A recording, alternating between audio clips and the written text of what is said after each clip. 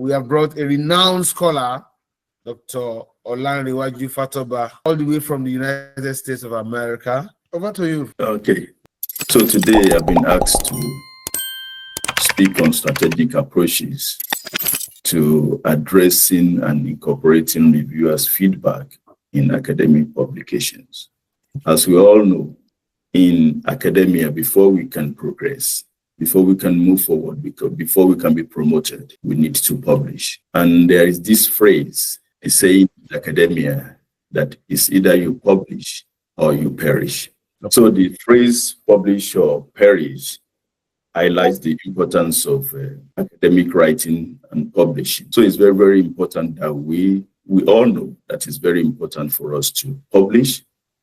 And if you refuse to publish, that means you are not going to be promoted. And because there is need for us to publish, this has put pressure on so many people, especially the new faculties that are joining academia. This has put pressure on them because they know that without publication, their promotion is going to be, it's not going to go on as expected. And because of this mentality, many people at times they focus on the quantity of the research, of what they are putting out there instead of the quality. And this is an issue in academia. When you look at, a lot of people can have many publications, like having 100 publications. If you look at the quality of those publications, you know that something is wrong with this list of publications. And that is where the review process comes in. And so why is peer review in scientific publishing important? Why is it important? Because everybody wants to publish, and we don't want to just be reading junks. So why is peer review process very important in academic writing? Number one is to ensure research quality. We don't want to be reading just anything out there. So you have it at the back of your mind that before you can publish, there are a lot of people waiting for you to do justice to what you are putting out there, to make sure that what people are going to read will be of good quality, and also to enhance credibility and trust. So the review process is to create that trust in the people that are reading.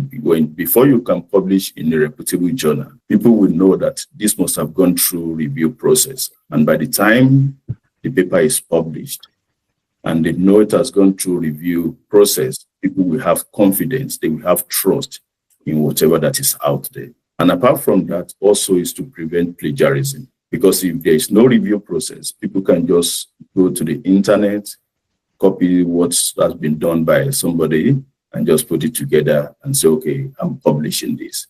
But because you know that it's going to go through review process, you won't do that. So this is very, very important. And that is why, one of the reasons why peer review process is very, very important, to prevent plagiarism and also to facilitate scientific progress.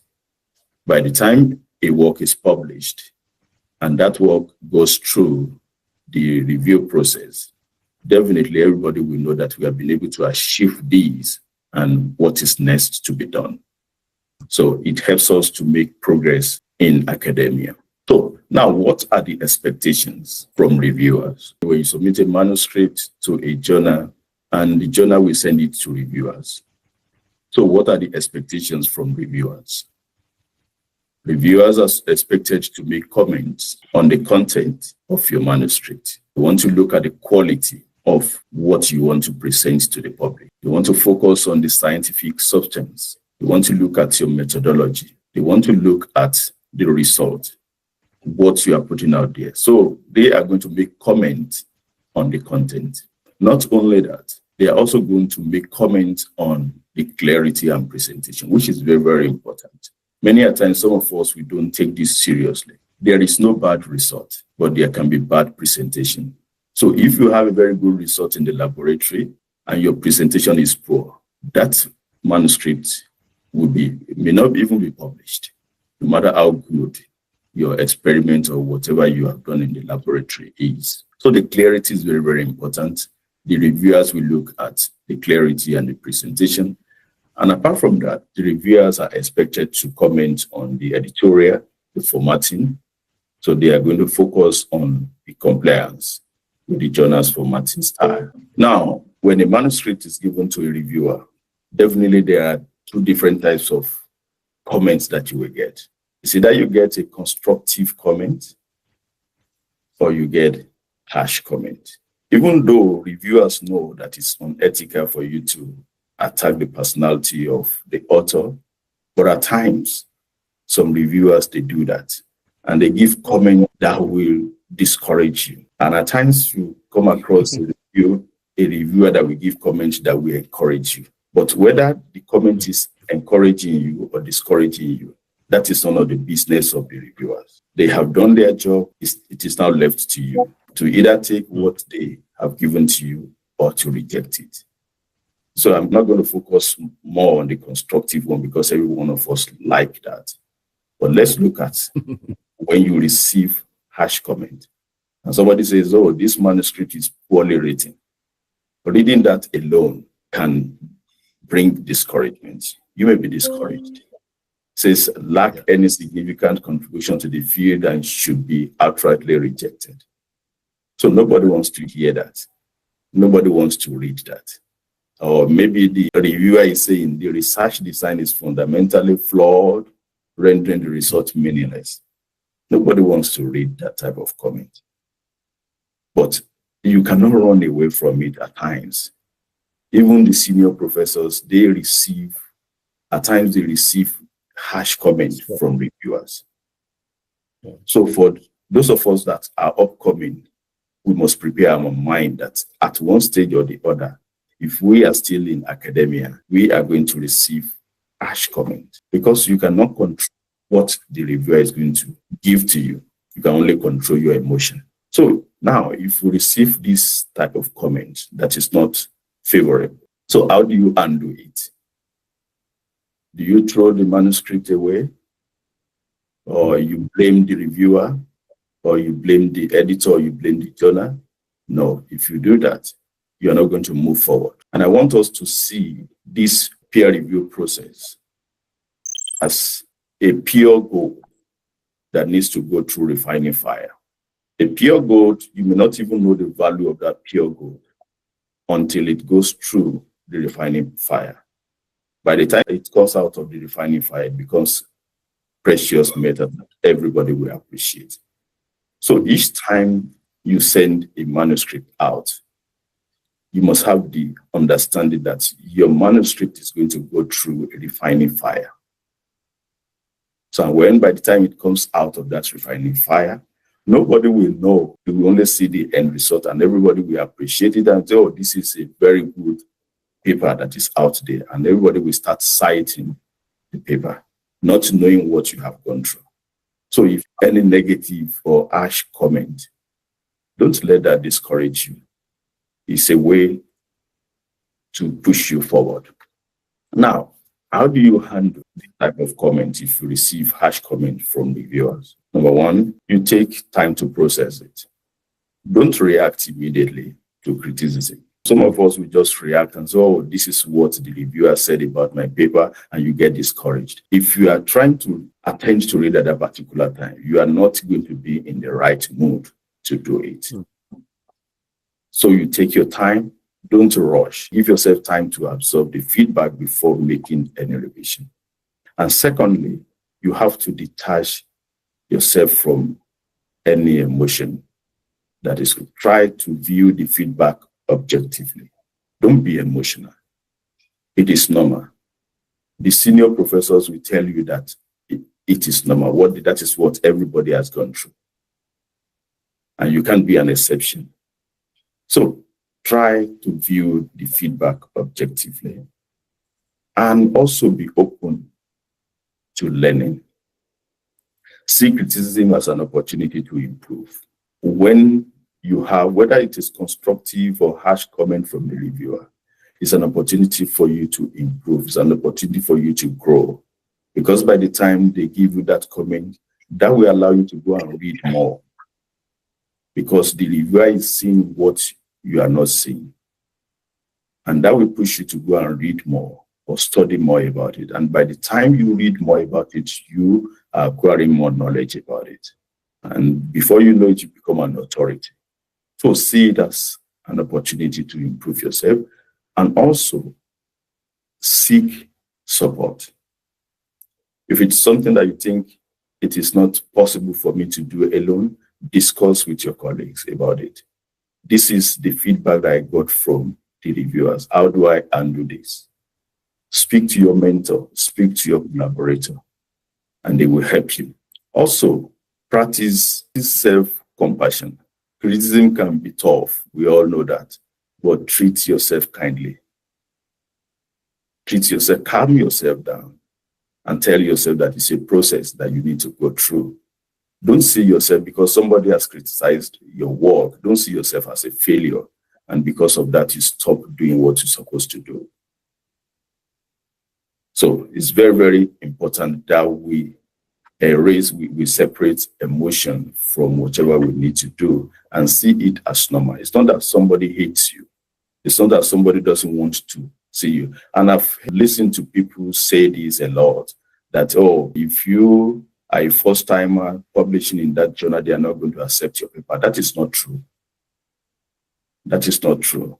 So don't let anybody discourage you and say, oh, those people that don't publish for first-timers, they publish for first-timers. They only want you to go through the normal process and make sure that what is going to be published will be of good quality. So take note of that. Now, whether you receive a constructive or a harsh comment from the reviewers, now how do you put together your response? So we have here steps to formulating response, because you have to respond to whether constructive or harsh comment that you have from the reviewer. So how do you put together your response? And that is what we are going to look at now. So the first thing that you need to do is you need to read the comments thoroughly. Okay. Understand the feedback. Before you respond at all, make sure you understand what the reviewer is asking you to do. It's very, very important. Because when you understand what the reviewer is saying, that will help you to know how to respond to the comment. So read each comment carefully and identify whether the feedback is about the content, whether it's about the clarity, whether it's about the methodology, whether it's about the presentation. Remember, I said the reviewers will look at the content of your manuscript, they will look at the presentation, they will look at the editorial. So you have to read carefully and understand what is the reviewer asking you to do here. And reading it carefully and understanding what the reviewer is asking you to do will then allow you to be able to categorize your revision. So that takes me to the next slide. So categorize and prioritize the comment. So the comment can be categorized into major and minor revision. So if it has to do with the methodology, the content, so to say, the methodology and the result or the conclusion, so you categorize those comments as major revision. Then the comment that has to do with typographical error, small clarification, those can be categorized as minor revision. And also you have editorial section, so you can categorize the formatting style, the font size, or whatever that you need to do. You can categorize that one as the editorial part of the revision that you need to make. So reading the comment very well will help you to categorize this. And once you are able to categorize the comment into different sections, like the minor revision, the major revision, the editorial, that will help you in your response to the reviewer. Then after that, after you have categorized it, then you plan your revision.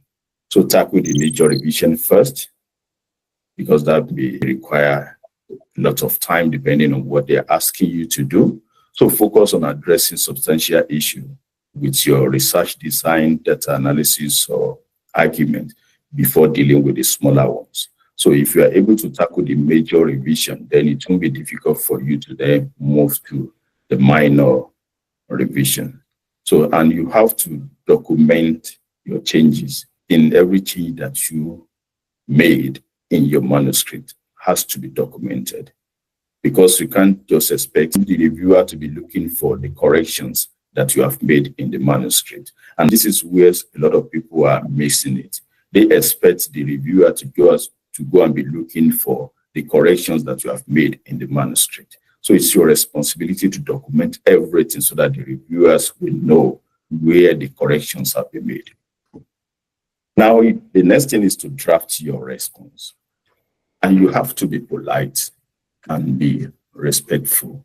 It doesn't matter whether you are receiving constructive or harsh comments. You have to be polite. Remember, as far as I know, reviewers are not getting paid. So they are just doing the work for the journal. So you have to appreciate their time. You have to appreciate their effort. So be polite when you are trying to draft your response. And apart from that, you have to be clear and be specific. For each comment, provide a clear, concise explanation of how you address the issue or why you choose not to make a change. So you have to be clear and be specific. And the next thing is use a point-by-point structure. When you are responding to the comment, for example, if there are 5 comments, you have to attend to these comments individually. Comment number 1 from the reviewer, then you are going to have your response to comment number 1. Then you go to comment number 2, and you are going to have your response to comment number 3. So you have to arrange it point by point and let the reviewer see that you have attended to all the comments. Then acknowledge your limitation. If you could not implement a suggestion, explain why. Explain why. You may not always be able to make all the changes, but you have to provide the reason. You have to let the reviewer know the reason why you cannot make that change. It is very, very important. Don't ignore it and say, oh, I cannot change this, and then you ignore it. So don't ignore it. Tell the reviewer the reason so that you let him or her know the reason why you cannot make the change. So you have to also provide evidence for major changes. Provide evidence for major changes. Let the reviewer know, especially if it involves the content of your manuscript. So justify significant revision. For example, I give an example here. You can say in response to reviewers' second comment to the methodology, we have reworked our analysis and now provide additional data. See figure 3, page 9. So with that, the reviewer will be happy to just go and look because you have made the work of the reviewer very easy and you are directing the reviewer to where that change can be found. So see figure 3, page 9. So this revision provides strong support for our hypothesis. And so it's very, very important that you provide the evidence for the major changes that you have made. Let the reviewer know. Very, very important. Now, cite relevant literature. For example, if you include a new thing, cite the relevant literature. It's very, very important. And let the reviewer know that you are adding more literature to the manuscript. Then be transparent and honest. Be transparent and honest. It's very, very important. Clarify misunderstanding. If the reviewer misunderstood something in the manuscript, calmly clarify the situation. It is important to do this respectively. And you have to know something, that reviewers at times, they are not always 100% right. So because the way you look at things is different from the way others will look at it. If you think that they are misunderstanding what you are presenting out there, it is your responsibility to clarify that misunderstanding, to let the reviewer know that this is what you meant by what you put out there. It is your responsibility. Because you know the objective, you know the reason, you know the aim and objective of your study. So, and you have to let the reviewer know in case there's any misunderstanding, and you have to be polite with it. And also be honest about your limitation. So if you couldn't fully implement a suggested change, be honest and provide explanation. So be honest about your limitation. If you couldn't fully implement a suggested change, be honest and provide a reasonable explanation. So it is very, very important. If you can't implement any change, just let the reviewer know about it. Then the next thing, you will revise the manuscript. So after you have made the necessary changes and you have put together your response, you have to revise the manuscript again. Don't be lazy and say, okay, I've done this and there's no need for me to revise. Revise it again because anybody can make mistake. So another thing is that you have to make the changes visible. So when submitting your revised manuscript, indicate what has changed. Let the reviewer, I think I've mentioned this severally, let the reviewer know and see the changes that you have made. And this can be done using track changes or providing a marked up version of the manuscript. Yeah. So, and then double check all the revision, make sure that everything is perfectly done. Then finalize your response letter. Summarize your revision. Conclude your response by summarizing the changes you made to the manuscript. And you can also go and proofread. You can give it to somebody to read it for you again and just to prepare for the submission. Now, we have all heard this, and definitely we can't, because we receive negative or what, we can't stop publishing because we want to progress. So what are the strategies for improvement and preparation for future submission? So if I may ask everybody to comment, what would be your strategies? How will you improve yourself, preparation for future submission? So how do you improve and prepare for the next submission or future submission? You have to improve on your presentation. It's very, very important. I've mentioned it. There is no bad result, but bad presentation. So you have to work on your writing skills, and you have to work on how you present your manuscript. If you have a very good result in the laboratory and you have a bad presentation, yes, every possibility that that manuscript will be rejected. It's very, very important.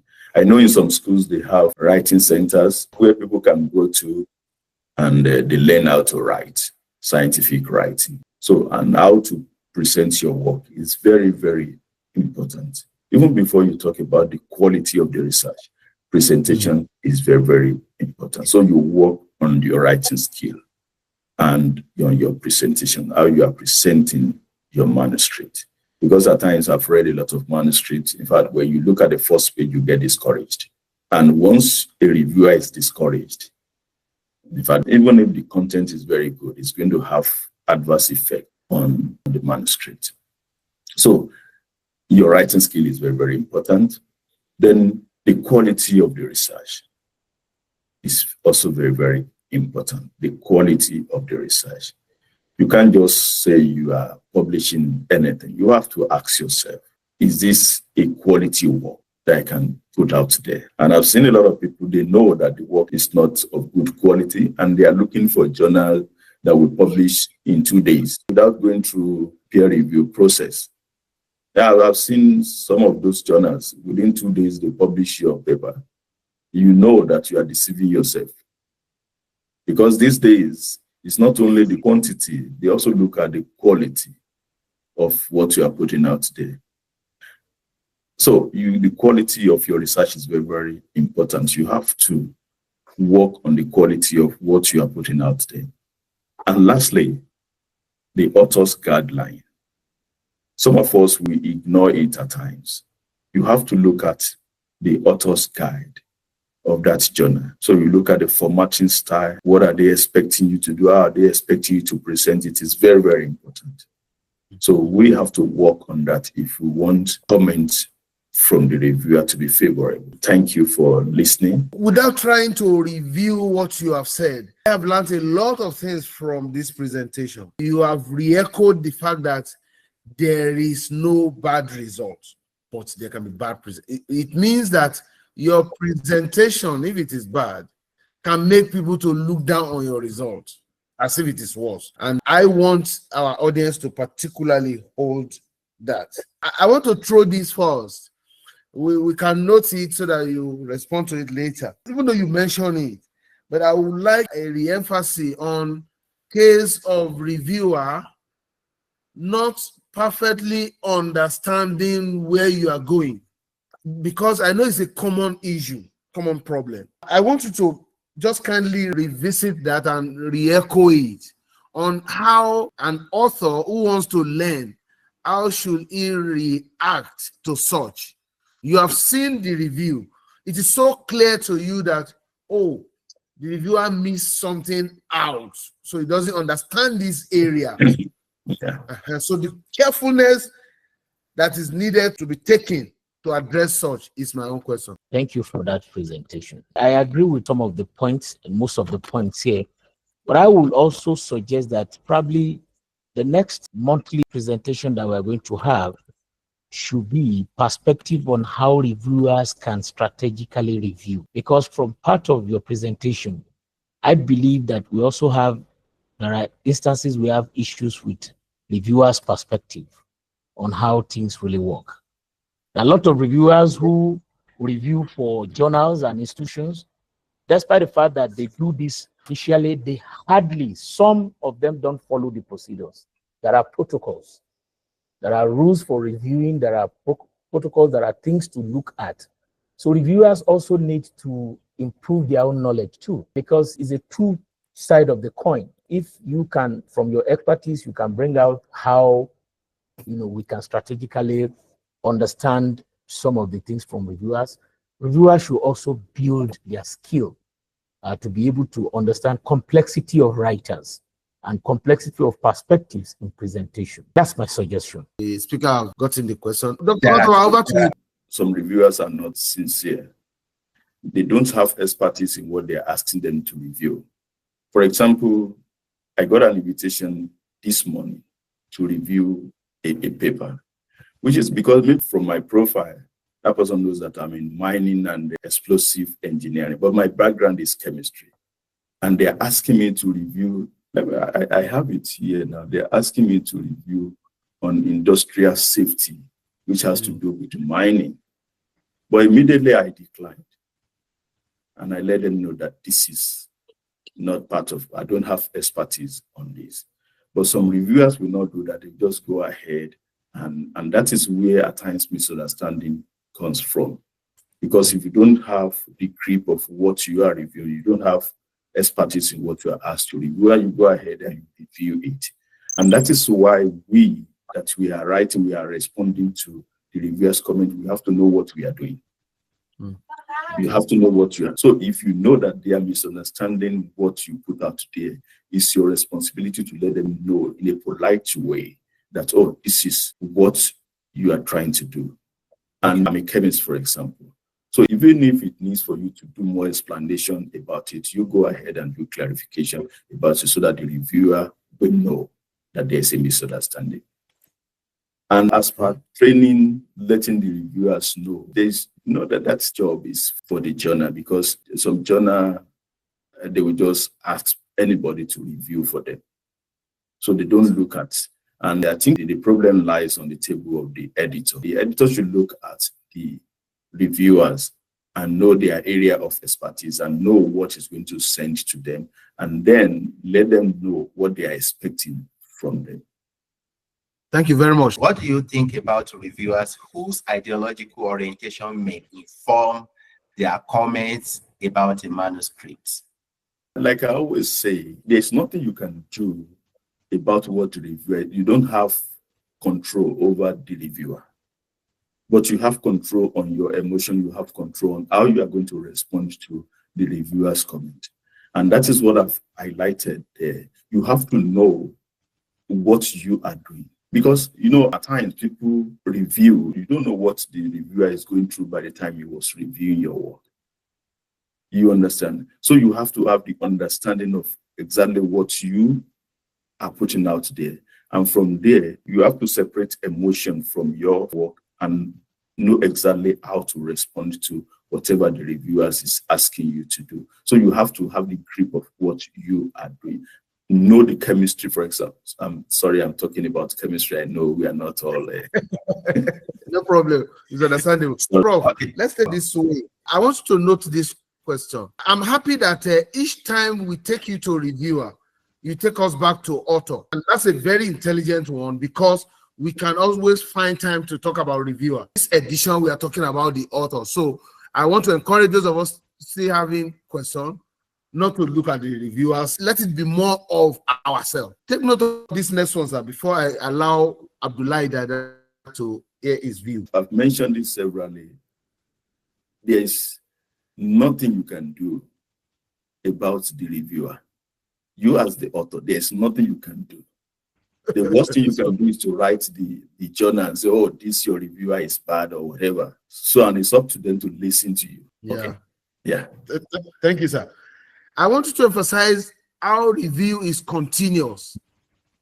You have done the first one, you sent it. Does it mean that they cannot identify comment and still pass it to you again? Yeah, it is possible. And that is why your response, you have to be strategic when you are responding to. Because if your response is poor, there's every possibility that the manuscript will be sent back to you again.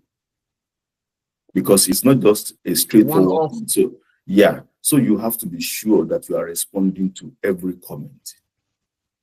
So, and that is why I said you have to list it point by point and let the reviewer know. And if there is anyone that you can't change, give reasons why you cannot change it. At times you know more than the reviewer.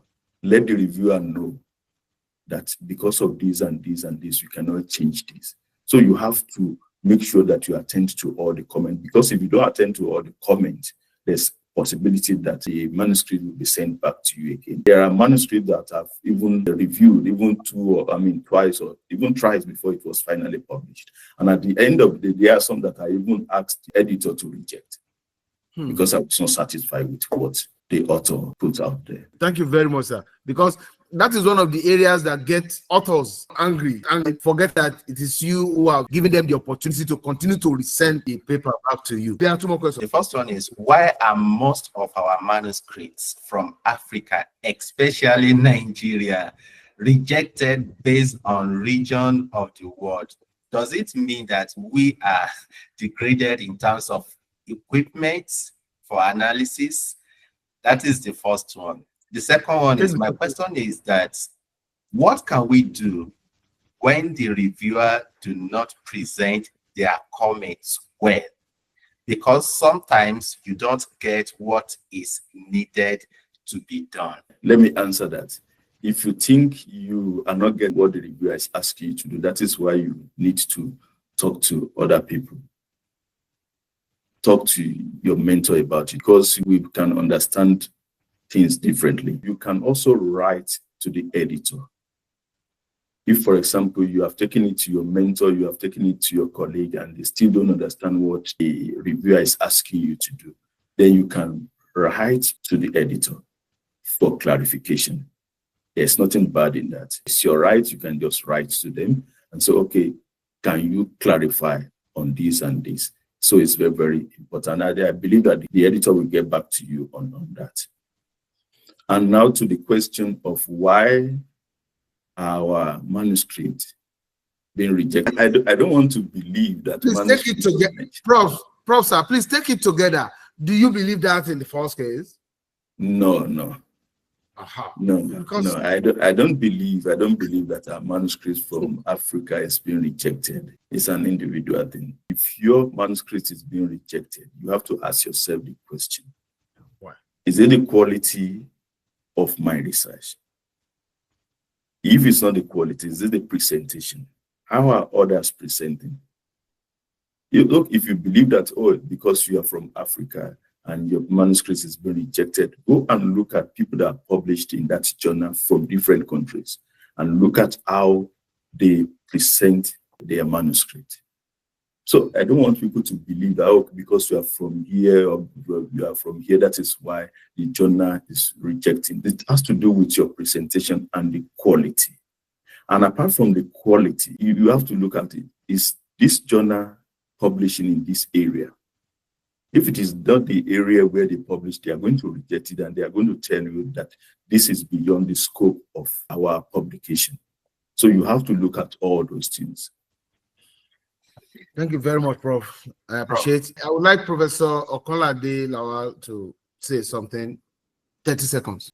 Thank you, sir. I want to thank the presenter for opening our eyes to some parts that reviewers need to take in. So I know that this is a challenging situation for both authors and reviewers, but by my experience as an author and reviewer, like the last questions, when I came in newly and I started writing, submitting to local journals, and they were coming in, and I now begin to try international journal, I receive responses that this will be okay for local consumption.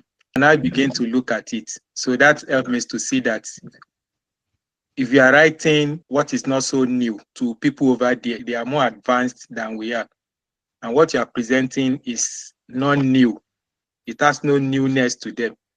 It will be rejected or returned to you and say it will be okay for local consumption. If it is okay for local consumption, it means you have done a bit well, but the content cannot be accepted.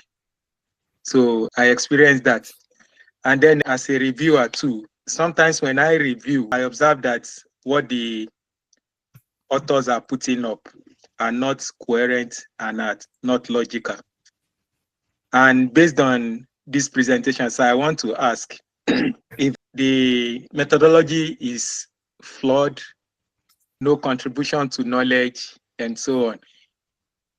You made mention that if we reply that way to be harsh statement, but how do we really establish that so that the author can really know what the basic problem is? I think I want to actually build on that question a little bit, sir. So the question is, when the methodology is not cleared enough, and you've advised not to, it's asking from the point of reviewer now. So, and the reviewer should not use harsh words. And most times when we are diplomat enough, the message we are passing will be clouded in the process of being diplomatic. So the right thing will not be passed to them, or they might not actually understand exactly what we want them to do until we say it directly. So how do we say it in this situation? I want to give an example, sir. Okay. I recently worked on a manuscript. The methodology cannot be replicated anywhere independently of the author. And this is occurring, I can say particularly manuscript from young researchers, sir. So how can we say this to the authors and expecting them to get the message and not being harsh? Okay, that's very good. There are ways of presentation. You know how you present things. You know, you can present one message in different ways. If you are telling the author that the methodology is bad, you have to, like I put here, I said why sometimes necessary to highlight major flaws in our work. Harsh comments should be balanced with specific suggestions. You understand? With specific suggestion for improvement when you combine that your harsh comment with suggestion. So that means we are expecting the author to improve on what he has put out there. So you are not attacking his personality alone, but you are addressing the methodology, that this methodology is flawed, but this is what we are expecting from you and what you can do. That we encourage, especially the younger ones that are coming up, that we encourage them. I'm not saying that you cannot point out to them what is missing there. You can point it. Yeah. I think it's clear, Prof. It's a very nice place to leave it. it's clear you have balanced it. So thank you very much.